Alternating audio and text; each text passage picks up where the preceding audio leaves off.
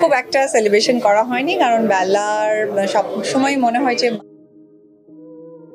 Abraham খান জয়ের জন্মদিন পালন করলেও অপু বিশ্বাস তার নিজের জন্মদিন পালন করেনি।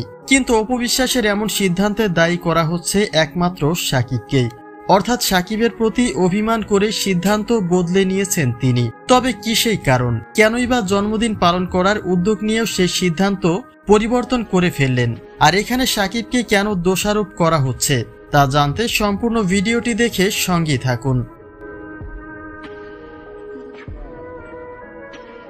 একটা সময় অপু বিশ্বাস প্রতিশ্রুতি দিয়েছিলেন ছেলে জয় এবং তার নিজের জন্মদিন আর পালন করা হবে না। প্রতিশ্রুতি অনুযায়ী 2 বছর কেক কাটা থেকে বিরত ছিলেন, কিন্তু জয়ের এবারের জন্মদিনে সেই ধারা ভঙ্গ করেছেন অপু বিশ্বাস নিজেই। শাকিবের পুরো পরিবারের সাথে কেক কেটে আনন্দ করা হয়েছে, যে কারণে অপু বিশ্বাসের নিজের জন্মদিনেও কেক কাটা হবে বলেই ধারণা ছিল। যেহেতু প্রতিশ্রুতি ভেঙে ছেলের জন্মদিন পালন করেছে, সেক্ষেত্রে তার নিজের বেলায় কেন পিছিয়ে থাকবে। কিন্তু এ সকল ধারণাকে ভুল প্রমাণ করে তিনি আবারও নিশ্চিত করেছেন যে তিনি নিজের জন্মদিনে কেক কাটেননি। গতকাল তিনি সাংবাদিকদের উদ্দেশ্যে বলেছিলেন, আপনারা আমার জন্মদিনের সকল আয়োজন করুন, আমি সেখানে উপস্থিত হব। আমি বারবার ইনভাইট করি, তোমরা অ্যারেঞ্জ করবে, আমি যাব এখানে কেক কাটতে, যাও।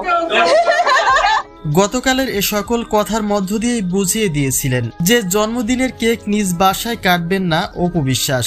আর ঠিক এখানেই উঠে এসেছে শাকিবের নামটি। দেশের মাটিতে আব্রাহাম খান জয় এবং শাকিব ব্যতীত কারো কাছে কোনো প্রত্যাশা রাখেন না অপু বিশ্বাস, কিন্তু ছেলের জন্মদিনে শাকিবের কাছে কিছুটা হলেও অবহেলিত হয়েছিলেন, আর সে কারণে হয়তো অভিমানের জায়গা থেকে নিজের জন্মদিন পালন করেননি অপু বিশ্বাস। নিজ জন্মদিনে প্রিয় মানুষগুলিকে নিশ্চয়ই পাশে দেখতে চাইবেন তিনি, কিন্তু জয়ের জন্মদিনে শাকিব তার সাথে যেই আচরণ করেছে সেটা তার নিজের বেলায় আরো কয়েক গুণ বৃদ্ধিও পেতে পারত।